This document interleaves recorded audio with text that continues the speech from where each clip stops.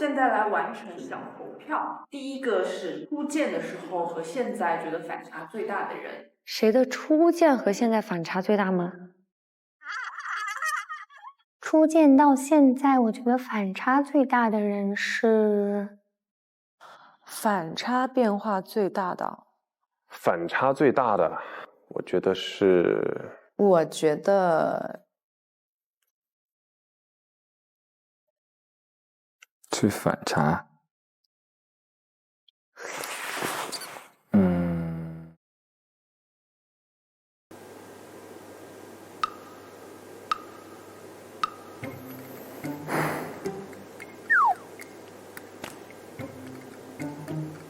其实我觉得大家都挺反差的，我以为，因为第一次见面，我感觉大家都挺高冷，其实感觉大家都挺抽象的。伊恩吧，王一恩吧，王一恩吧，伊恩啊，天哪！我觉得他初见就是一个不爱说话，每次都在角落里，但现在依旧是如此。但跟他交流，他会有跟之前不一样，就他会打开很多，也不再隐藏自己，就是释放自己真正的跟大家熟络起来的态度，就跟大家开玩笑啊、玩啊，突然蹦蹦跳跳很高兴啊，这都是之前从来没有过的，所以我觉得他是差别很大的。第一天上班，然后上的车就是伊恩，他在角落一直不说话，就是一句话不说。然后呢，现在就是我们到大厂了，要是头一次碰面，他都会主动来拍一下我，感觉完全就变成一个 I 艺人了。他这个艺人的属性已经慢慢的被激发出来了。伊恩的话就是进步太大了，他跟小宇哥他俩太幽默了，天天黏在一起，就是很像看到初中、高中时朋友们一起结伴、一直同行的那种感觉。他俩就是像这样特别搞笑。然后伊恩是因为他真的从一个很哀的人，我觉得他慢慢开放自己，然后还有就是给我们跳舞啊什么的。最开始见到他，基本是完全不说话，要我把他拉到中间才说话。我叫王一恩，然后很开心认识你。Hello， 你好。你喜欢的兴趣爱好是？平时的兴趣爱好，我们了解。喜欢做什么？平时的兴趣爱好。喜欢做什么？我上边上吧。哎，去哪里？回家。我上边。我上这里。现在有时候他也会接一些话，然后也会飞吻啊什么的，能看出来他录得很开心，然后也能看出来他真正的和大家成为了一个集体，很放心把自己的另外调皮可爱的一面展现给我们。我觉得反差最大的，在我观念当中是严琦。我和严琦之前见面只是短暂的见过一次，我对他的初印象是一个团体里的 rap， 然后我就觉得他唱跳，他应该是，好像很酷的那种类型。当我和他深交以后，我觉得，这个人他很特别，他情感细腻，很感性，很会共情别人的情绪，且他接梗很快，他反应很快，然后他主持的功力很好。他跟我说，他写专辑的时候会去采风，去了解一些城市当地的故事，然后去汲取灵感。我觉得他这件事情做得很酷。我以为他这么酷的一个人，他会写歌的方式会是把自己放在录音棚里面那种方式，但他好像并不是。他写的歌都是很有意境、有哲理、有文化。我觉得他这个人有好多让我想去学习的点，是让我一个很敬佩的一个兄弟。张延琦其实之前我跟他不熟，后来会发现他真的是一个很靠谱、很聪明的人，非常欣赏他。反差最大的是许熙文，因为我之前完全不认识他，当时我是第一次看到许熙文，我也跟他讲了，我说看到你的第一眼，我说我觉得你是一个好凶的人哦，超凶，就是那种感觉，我会觉得我跟他对视，他都会骂我的感觉，所以我当时就是尽量避免就是跟他接触。但是后来我发现他是一个特别细心，然后特别可爱，特别就是能关心人的人。我为许熙文证明一下，他只是嗓门大，脸稍微臭一点。我脸很臭，我脸太臭了。但是他人非常好。还有，我觉得大娟。一开始我会觉得他是一个非常优雅，然后做事情很认真，然后非常的正经的一个人。但是其实更多相处了之后，我会发现他其实非常可爱。非常好玩，非常好笑，因为我们私下也很多聚会嘛。然后我会发现他也是个很敏感的人。一开始我觉得他不需要朋友，因为有些人是真的需要独处。后来我发现其实他很需要朋友，而且他很需要大家的，就是朋友之间的那种爱的流动。所以我会觉得原来是这样。跟我想象不一样，包括上一次团建，我们在车上那一波交流，他甚至会去买书，我真的没有想到一个人跟另外一个人去交流，他要去买书，这可能也是我觉得非常震惊和惊喜的一个地方。我觉得初见到现在，我觉得反差最大的是钟成乐。钟成乐，我觉得乐了吧，因为前几期录制的时候，觉得他很少言寡语。后来呢，我就有跟他发信息，我说你很棒啊，自信一点。我说你要多说话。后来他说他其实话很多的。哎，我发现了，我才是那话少的。为什么我怎么还安慰上别人了呢？因为我才是那个最需要被安慰的，这是我印象最深的。因为当时第一期录制完，我说他老是一个人默默地站在那里，他也不说话。然后我就说，我说好喜欢你唱歌，你真的好棒好棒好棒。我说你可以活泼一点。我说你是什么？哦，是这样的。我说你是什么 MBTI 啊？他说他是 E 什么什么什么。我说你是 E 呀。他说对呀。然后他说你是什么？我说我是 I。我说可是我看你好像不是很 E 呢。他说因为还不太熟。哎呀，后来我发现了，人家真是 E， 人家真 E， 我是真 I， 我还反这个 I 人还反倒让 E 人活泼点。我不知道当时的我哪来自信，人家这么 E， 我不知道我哪来自信让人家活泼点。人家叫活力惊人了，人家怎么还不够活力呢？乐乐刚来的时候，然后呢，感觉他好像也没有那么爱说话或者类似干嘛的。他后来接触时间长了之后，哎，我发现他是一个特别，就这个性格非常有意思的一个人。尤其我今天看他那个视频出来的时候，穿那个皮衣，出来也没说两句话，就感觉挺疏远的这种感觉。后来发现哦，其实人特别好，对，是一个特别可爱的一个人，就是你懂，男生就是有时候还挺闷骚的这么一个人。对，就比如说我们俩在唱歌的时候，然后他就老喜欢做一些很娇羞的表情，这样，对，就挺逗的。你说你刚来的时候，大家就是礼礼貌客客气气的，谁知道是这么个人？在见面的时候就觉得他不是高冷，我觉得他很内向，特别内向。但后来他说他认生，非常认生，然后再到后面他的状态就发生一些天翻地覆的变化，然后就让你觉得这个人实在是很有层次。对，他竟然可以在南京这样，他应该看他直拍。跟我谈场恋爱吧，跟我谈场恋爱吧。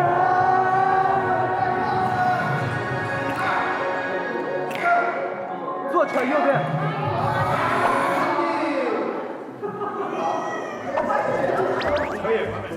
之前是这样，然后你慢慢看他的眼神就变成这样，觉得在探索新世界。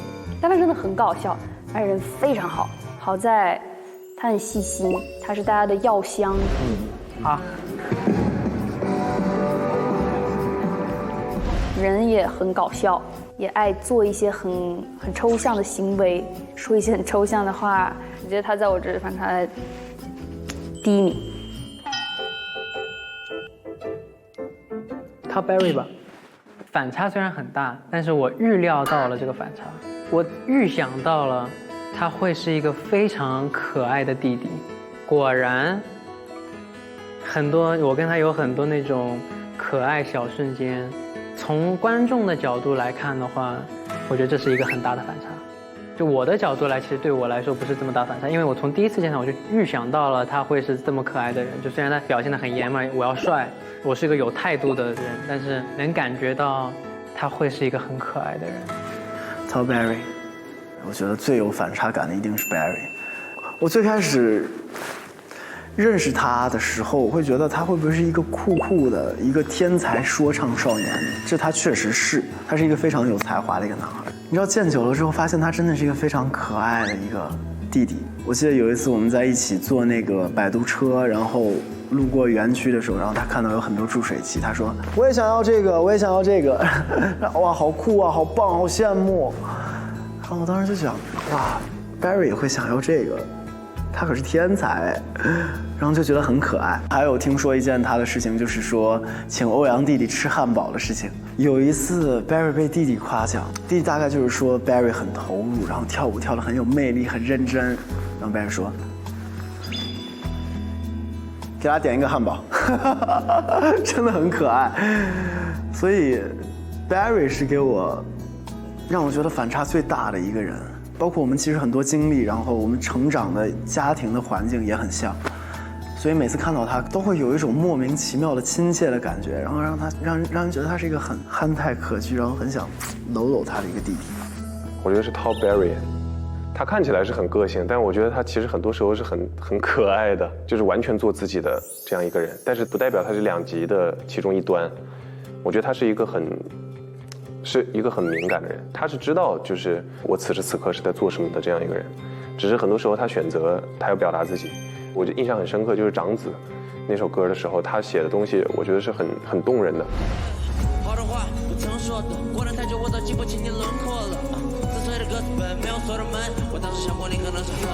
那这份动人其实不是说一个比较，就是生活当中可能对人际关系以及对于其他的这些艺术创作比较钝的这么一个人，我觉得不是的。他既有锋芒，他也有柔软的一面。他给我的反差，可能比马小雨还大。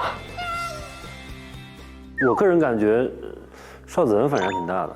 我觉得就是邵子恒子恒吧，我觉得。初见和现在反差最大的是我自己，我是这么认为的。我第一次跟他在车上的时候，虽然我知道他是装的，然后我也是装的，我们两个都装得很矜持，然后但是其实私下都是很搞笑的人。然后但是现在我发现，就是邵子恒真的特别的搞笑，就是跟他第一天完全不一样。他其实真的有很多花里胡哨的小动作，然后还有一些坏的小心思。我刚见到他，我觉得他可能是那种专业很厉害，但是后来发现他居然这么抽象。就子恒一开始我会觉得他有点就是，我老觉得这人呆，不知道为什么，就是觉得他憨憨的，就是搞笑的，有时候就爱耍点小帅。熟了一点之后，发现他其实还是挺聪明的一个男生，很喜欢幽默一下吧。一眼看到他，我觉得是一个高冷帅哥，就是长得帅，但是知道自己很帅的那种，然后比较可以拿范儿的这种感觉。后来没想到他是一个搞笑男，特别搞笑，特别好玩，然后每天各种段子。我们那天在那个蒙迪音乐考试的时候，我看到邵子恒的脚在底下是芭蕾站姿。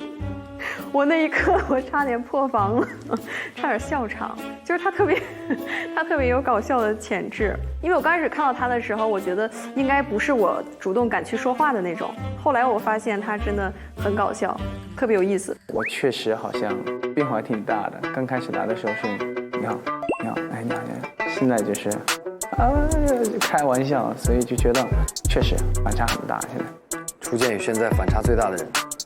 我吧，我说我自己吧，因为我觉得我来的时候还挺装的，还挺高冷的。现在是所有就男孩就是都怼我两句，女孩就是他们现在都不叫我名字，他们都是姊妹。我觉得子琪是一个就是很大家长的一个感觉的一个哥哥，不管谁跟他在一起，我觉得觉得挺舒服的。我就发现子琪哥就挺幽默的，就觉得他很会跟人聊天，然后也很会照顾别人，然后就然后后来就越来越熟，我们就是叫他姊妹们，就把他当我们很好朋友一起玩。然后我觉得他很可爱，人非常好的一个好哥哥。我脑子里面蹦出来的名字是蹭，就女中这几个都在我的意料之外的性格。然后我最熟的肯定是他们几个啊。袁一琦也是一个，袁一琦是因为他的形象，就是大家会觉得他就是很酷 girl 啊，然后就是我来说很腼腆，他有时真挺吵的。他们形容就是他是比格，你知道吗？就很调皮，比我更调皮。对，跟我想的很不一样，酷酷冷冷的，就那种，不是这样的人。我觉得那还是 Shaking 吧，毕竟跟 Shaking 初见的时候，其实真的觉得不会很熟悉，到现在发现她真的是一个特别善良、特别心软，然后特别真实的女孩。还有就是云子，我不是第一个想认识的人是云子嘛，因为我觉得她身上气质很特别，她身上可能有那种忧郁的感觉，再加上我觉得她应该是一个沉默寡言少语的人。其实她不是的，她是那种小公主的性格。然后我们也会每天就是聊天的时候会发现，她是其实挺能开导人的，特别能抒发人情绪的一个人。王小云子，她真的也很搞笑。她真的太搞笑了，就是我第一次见她就觉得她是那种很酷酷的女孩，然后也是那种不怎么说话，很高冷的那种。结果没想到非常的呆萌，非常的可爱，非常的搞笑，就是那种无意识的搞笑，但她又很搞笑。然后我们俩经常在她唱错的时候，我们俩一对视，她就是那种被抓包了的表情，我们俩就开始笑。我想说弟弟。虽然弟弟一开始跟他接触，我俩 Monday 一个舞台嘛，然后他也给予我了很大的力量，然后也是一个很积极那种快乐小狗的感觉。但是弟弟真的很成熟，就是看着像妹妹，然后怎么样，就这都是节目外的一些避面。弟弟他是一个，就一开始我会觉得他是甜妹，然后妹妹，后来我会发现他其实很成熟，也很有自己的想法，也很有自己的个性，然后也包括他会很积极的让大家就是迅速的融入，而且他会帮大家一起去想办法。你别听他老说什么跟着姐姐们学，其实他自己内心是一个很成熟的女孩子，她也是一个非常有个性的狮子座。她平时就是很可爱啊，很活泼甜妹，嗓门也大，然后也很会调节氛围。但是在她需要站出来说点什么的时候，很直接的就站出来，是很有棱角的一个人，比我初想象的要成熟很多。最早认识她的时候，她的确是个小妹妹，是个小孩子。但是现在我看到了在这个节目里，我看到了很多她平时在大众的印象中没有展现过的一些样子。我觉得西林也是吧。西林其实刚来的时候，我觉得他是一个很要强这个人，一定要把事情要求很高、很严格。然后后来发现他其实是一个本质上在生活上很松弛的一个人，比较喜欢开玩笑啊，也比较性情，啊，他是这种人，对。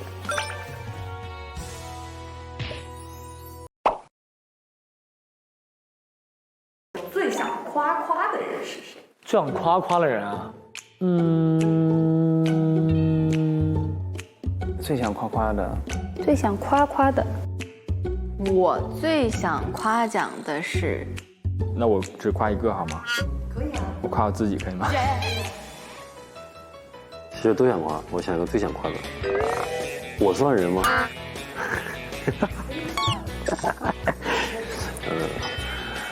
因为我不确定有人夸我，开玩笑。从燃青团中间，你最想夸的人是谁？什么？燃青团中选择一个你最想夸夸的人是谁？最想夸，最想夸夸，最想夸夸的人，我脑子里冒出来好多个名字，怎么办？实在不行夸我自己吧。最想夸夸的人，其实我真的很想夸很多人呢。我想要夸夸的人，燃青团的成员，我想夸的太多了。哎呀，我要夸的人太多了。燃青团针对人夸一夸，我都想夸。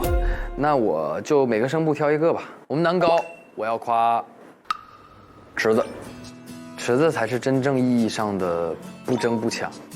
池子愿意把机会让给他的兄弟们，或者说他宁愿选择去做那个托举我们的，或者说默默无闻的，他都可能会因为照顾我们的情绪，希望我们有多一些的展示空间，他会选择退让。我觉得这一点其实，如果再录一期的话，我一定会把池子推到那个 solo 位，我一定会。但是其实我也有问池子，但池子吧，就确实他对于 solo 这件事儿，我问过他，池子是觉得说还是不要了。我觉得他的心理的压力，他想的东西要比我们更细节、更全面，所以我尊重池子的想法。但我现在如果说让我说一个后悔的事儿，我就是后悔我们男高声部没有让池子好好的在台上耍一耍。哇，太多了，太想夸了。首先我很想夸我们的声部长星辰哥，他真的太负责了。在这几个月里面，我感觉他总是能够听到他在我们任何时候唱错一个音的时候，看向我们说：“那有他在就会觉得特别安心，永远不会觉得我们会搞砸。有他在，永远都不会搞砸。星辰哥太专业了，很认真，很负责。就是他在那里一站，他就像个音叉，星辰哥就是音叉本叉，只要他在那儿咚的一下，好像大家都找到那个标准音了，特别棒。我想夸的人是星辰哥，因为说实话，他在我们整个的燃星团当中担当了一个很灵魂人物的一个存在，有着超强的实力，然后他有非常极好的超强音准，还有灵敏的耳朵，他能够把整个我们的问题指出来，且能够让我们整个团队更有效率的去学习歌曲。他很希望整个我们燃星团一起好，他真的也是竭尽全力再去做这件事情，也很辛苦。星辰哥，谢谢你，感恩有你的存在，无论未来在哪里忙碌，我们都是一辈子忘不了彼此的兄弟。祝哥一切顺利。我说一个出乎意料的吧，其实我挺想夸延安的，对，然后呢，因为昨天我们一块练的时候，我说要不高声部过一下，然后结果最后那个延琪跟延安他们也加入进来，那我发现好像其实延安每次做准备都做得很充分，他其实在低声部是一个很稳的一个存在，因为延琪是声部长嘛，所以可能我之前我没有太注意到，然后结果后来发现好像延安每次都准备得很充分，所以我觉得很棒，就是那种稳稳的，就安静的稳稳的幸福，对这种感觉。延安，我必须要夸，我们声部的一员猛将，没有延安我就是什么都不是。延安确实非常靠谱，非常认真，专业能力非常过硬，然后又跟我一样很抽象，然后又跟我一个寝室，非常好的好朋友，很开心。张延琪吧，我觉得他确实是非常的有担当。就他自己作为这个南地声部的部长，我觉得他其实是非常负责任以及有这个能力的一个人，而且我觉得他是非常敏锐的一个人，就是他对于大家的这个比如说情绪啊、状态啊、彼此之间的这种默契度啊，他是会有一个比较精准以及快速的把握的。就是总结下来，我觉得他是一个很有同理心的人。其实他就很搞笑嘛，他很有综艺感，然后他也会很多梗，有时候觉得他像小孩。他虽然有队长那种成熟的那种能兜事的这种能力，他想要的其实跟我觉得在某一方面跟我想要的东西很像。其实我就是想被夸、被肯定，其实就那么简单，我们的快乐就出现了。所以我夸他，因为我让他知道他其实很棒。因为我们在被夸的时候很开心，所以我也希望他听到我的夸也可以很开心，因为他真的的确做得挺好的。我觉得加油，延琪哥，加油加油！我觉得在现在这个匆忙的这个社会里，其实有一份这么真挚的心去做事情，这么真挚，这么认真，然后我觉得这种态度还挺好的，因为真的需要这种人把我们往回拉一拉，然后让我们意识到，其实我们还是要把这个歌做好、唱好，这也是我们最核心的一部分。所以我觉得真的挺好的，我觉得我们就很兼合、互补，特别好。我最想夸的人张延琪，就是他是一个不管是节目上还是私下，他都很帮助我的一个人。我总是找不到准确的音，他就请老师，然后我们一块上课。我那次酸菜白肉写完了之后，他就觉得真的很棒，然后他说你一定要把这个歌出了，你如果出不了这个歌的话，那我来帮你找人，我来帮你做这个歌。他是一个很真诚、挺难遇到的一个人吧。在上节目之前，我本来认为张延琪就是一个很搞笑，然后很幽默风趣的一个人，但是上节目之后，我没想到他其实是对音乐有所追求的一个人。也正是因为这个综艺让我了解了他对音乐的那种认真，然后那种严格，还有他人格的魅力，就是很让别人有安全感。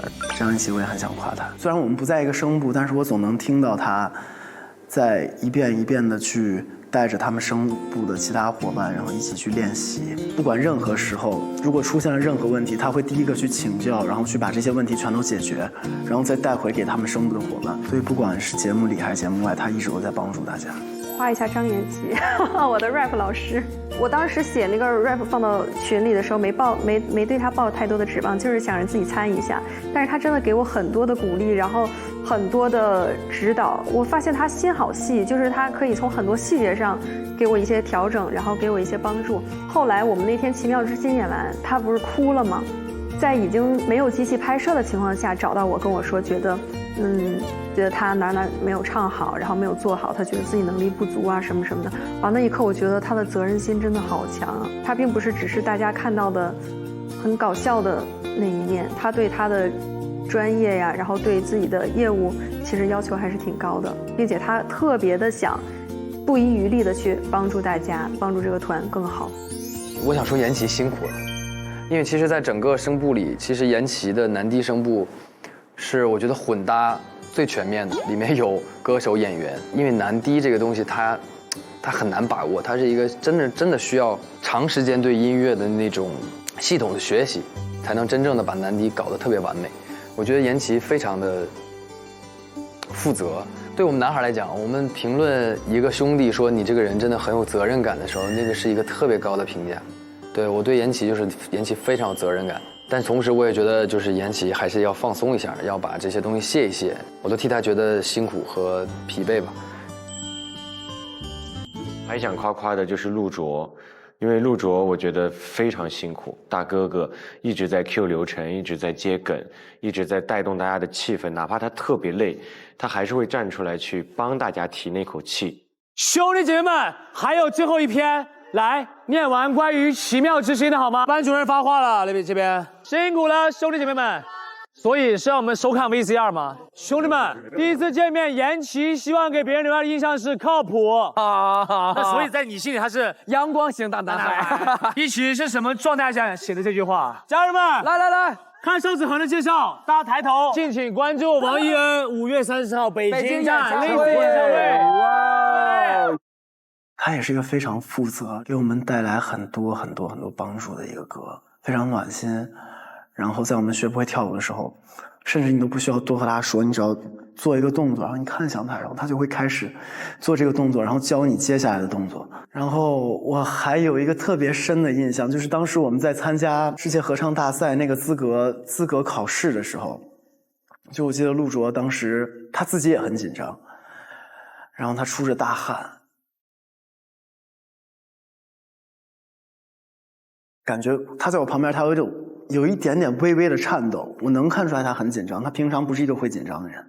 但是就算他在很紧张的情况下，在唱《爱很简单》的时候，他说转身队形低头就是好像照顾别人已经刻到了他的骨髓里面，然后他会去下意识说这些话。卓哥，陆卓，因为他每次见到我都很热情，首先对我特别好，一直捧我场，能看出来他挺喜欢我的，然后喜欢我的同时一直有照顾我，跟我搭话，就包括我刚开始在录这个节目的时候，并没有跟大家太熟的时候，他也是就是先来找到我，跟我有一些交流。因为卓哥确实很多组都跟我分在了一起，然后呢声部就是 T1 T2也经常跟我分一起，然后他在我旁边就一直跟我共鸣。我觉得在他面前，我唱歌确实是更有自信一点。最想夸夸的于雨涵嘛，他是非常搞笑的一个人，就是我是会被幽默的人这种性格而被吸引，就是我会特别想当哥们儿，就是我会觉得我太有趣了，比如带重庆话讲的一些搞笑的事情，我真的被笑的倒地不起了，你知道吗？虽然我们平时相处就是打打闹闹，但是他在合唱、在演唱环节的时候，他是真的在干这个事情，我觉得真的很棒，有看到他不一样的一面。他可能在这个节目当中他表达的比较少，但我们是一个宿舍，然后我们其实也认识了比较久，就是对于音乐啊舞蹈方面他是能力很强的一个人。我觉得他在这个过程当中他很好的让自己融入了这个团队，他可能说的不多，但是他其实很多时候他是默默的在舞台上修正自己的表达，修正自己的这个各种方面的表现吧。我觉得他是一个特别能吃苦的人，就是这一点我真的是要向他学习。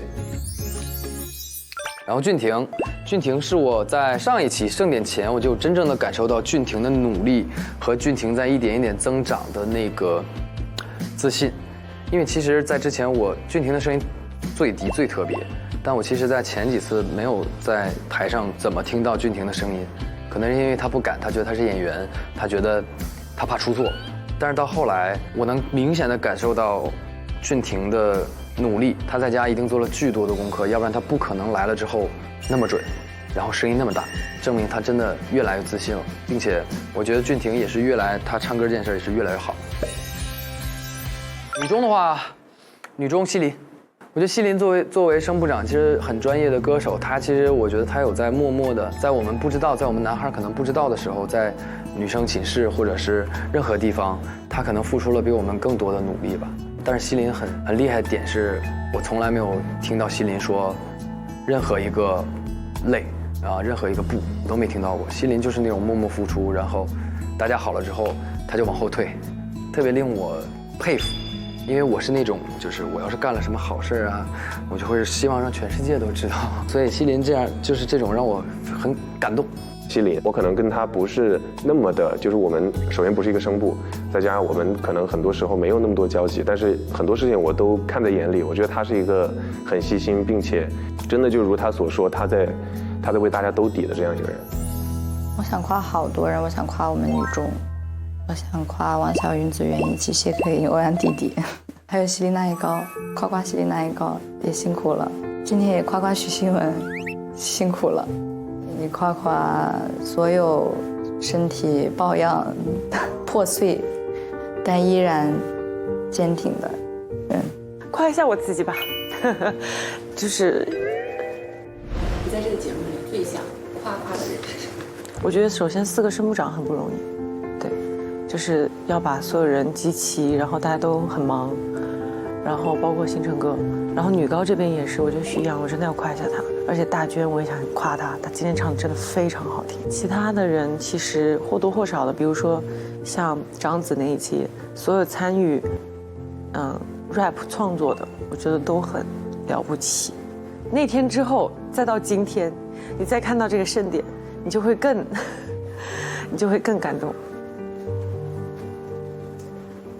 我要夸一下你，我觉得你一直在夸你各种的比赛，但是我觉得你也是自己的主角。夸一下我自己吧，虽然说大家都不容易哈，但是就是我也没想到自己能挺能挺的，因为我确实没在节目里嗓子这么哑过，对，然后其实大家会给我一种安全感。如果我是一个人 solo 的话，我可能心态大崩了，我说罢录了，我可能要参加罢录组。但就是因为跟大家在一起，所以我就还能撑下去。他今天带病，然后还是撑下了这个彩排还有录制，这份精神我觉得是值得夸赞的。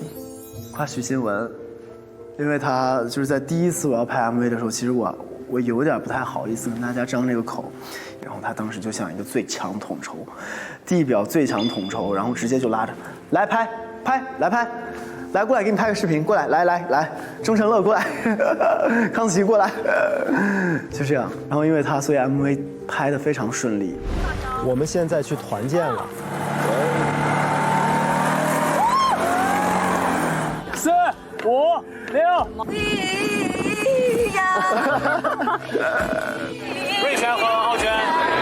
然后那天谢可寅帮我拍了镜头，要是不是他的话，我可能不会记得给自己拍镜头。谢可寅一直说自己铁石心肠，但他不是一个铁石心肠的人，他是一个心太软的人，他是一个时时刻刻会想着照顾别人的一个人。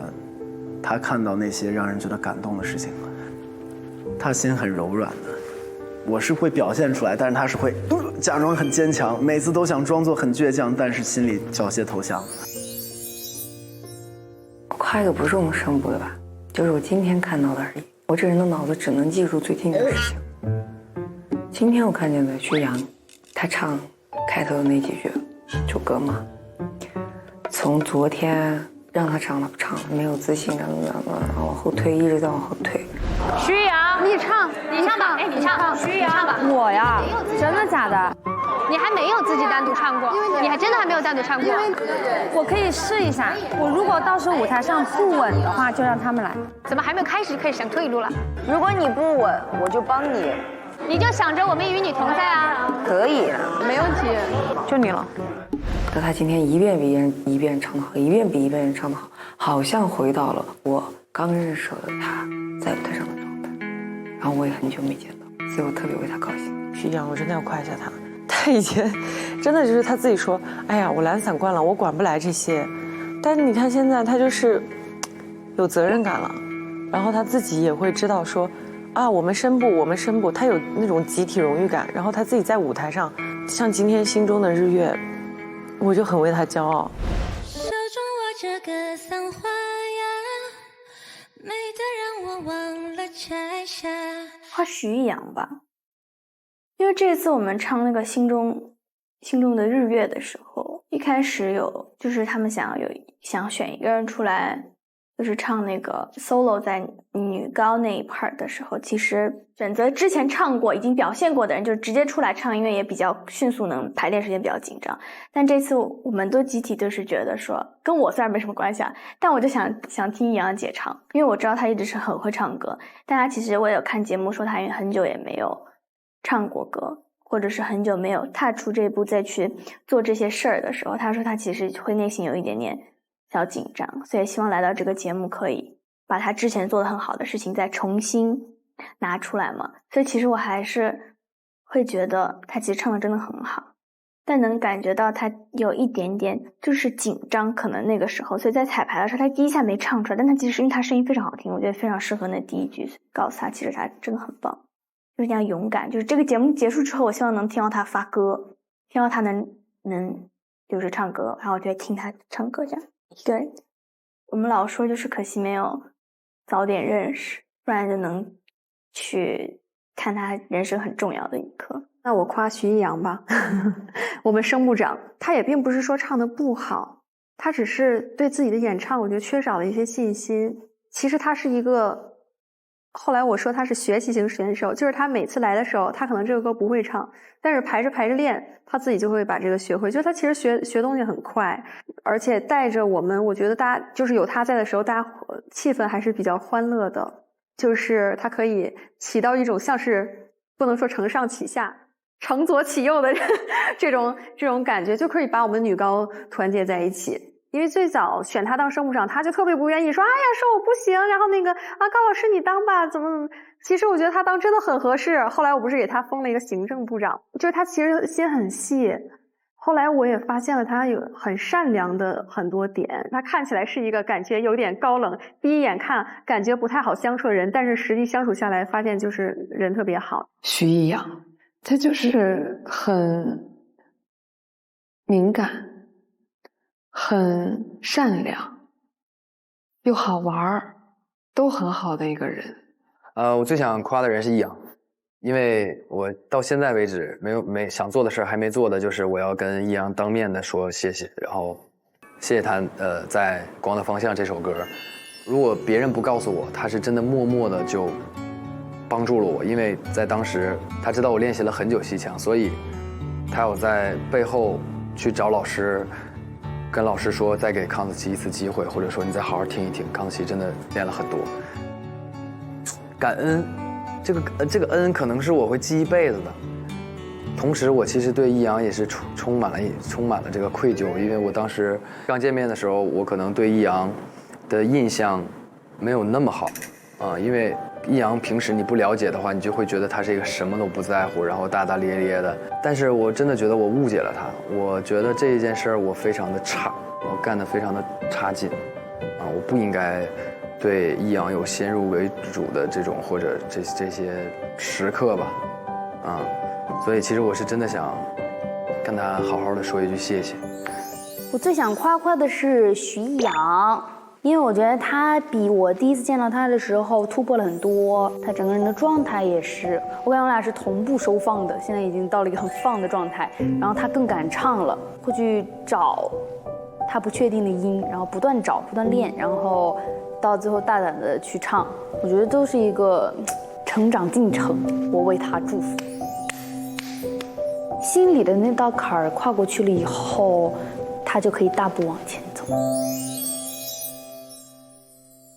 我很想夸我们叔叔张玉子老师，就是他虽然年纪最小，但他很专业。然后我其实很多在需要帮助的时候，我都是找的他。你就会发现，我经常跟他黏在一起，其实就是因为我为了通过他，就是帮我找音也好，然后帮我去熟悉很多很多的和声、旋律，而且感觉他确实业务能力非常非常的强，不管是唱跳还是表演等等，就是很专业，很羡慕，很佩服。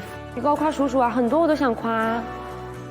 你像我，其实许新文我也想了的呀，然后我们高老师都不需要我夸，每个人都很棒啊。大娟更不用说了，还有我们的带路娃能来这个节目，就真的是非常的有勇气，我觉得他，而且他完成的很好，每个人我都想夸一遍。然后女中那边，其他的声部的就夸到这里。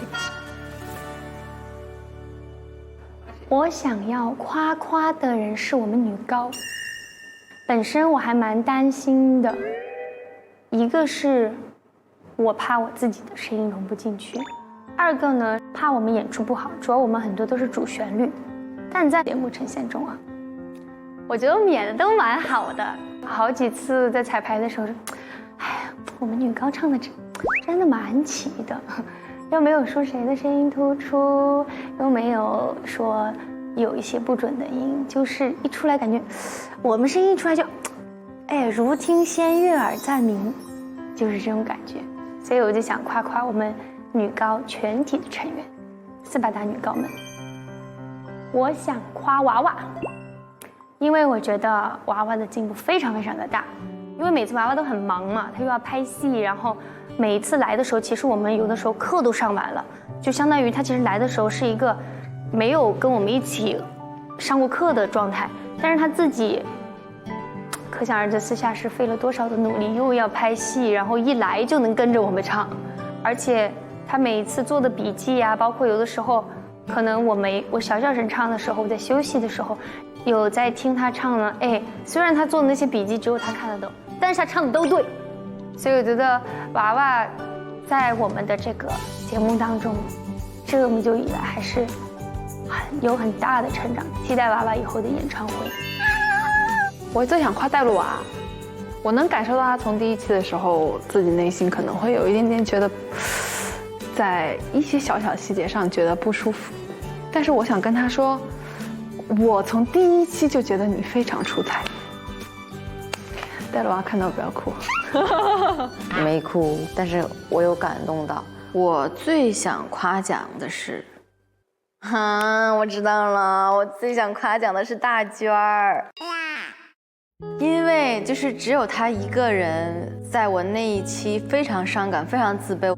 我说我当时就觉得我云水谣为什么会唱那么差呀？大娟给我发了一个这么长的微信，大娟说就是我觉得你是一个非常好的人，我想跟你成为朋友，不光是在这个节目里，也想在生活中成为你很好的朋友，所以她是在这个节目我认识的人之外第一个认可我的人，所以我最想夸奖的是大娟给了我这种第一次的信任。段奥娟，因为我觉得她在这个节目里面打开自己，然后就是和我刚开始见到她的时候很不一样。我最想夸是她的声音也太好听了，她在唱《心中的日月》的时候，我真的觉得整个场馆都被洗涤了，神仙一般的声音。我之前认识的大娟，其实也认识很久了，她没有那么的外放，虽然她心里面也一直想要外放自己的情绪，想要嘻嘻哈哈，但她有时候还是会比较紧张。但是在这一次燃青的时候，我看到了她的蜕变，真的就是疯掉了，跟大家玩成一团，然后非常开心，非常享受舞台。当然也要夸瑶池，也要夸康子琪，也要夸太多人，就每一个都想夸，但是时长原因，到时候挨个夸吧。我觉得大家其实都很，我不说优秀吧，就是每个人其实他们都在这个25人团队里面发挥了一个不可或缺的作用。好多呀，因为我觉得这个节目里面出现的所有人，他们都太可爱了，身上有太多闪光点，我夸都夸不完。夸一下，就是我们燃青团所有人，就像我们那个口号一样，我们在一起就是了不起。好官方，确实很官方，但是我觉得这么回答没什么毛病。然后也希望大家可以把这段时间里面体验到的这种对于音乐的热爱，对于工作的热爱，继续带到自己的工作里边，继续发光发热。希望给大家呈现了一个超燃的夏天。遇到的人遇到的这一切，我觉得都很美好。虽然这是我们节目的结尾，但是我们的故事未完待续。我觉得我们会成为一辈子的好朋友，未来我们总有一天还会再见的。这个夏天，叔叔有你们非常幸福。张颜齐被采最后一次尾板3、2、1。徐阳最后一次被采结束。最后一次录制采访。这一季的最后一次被采。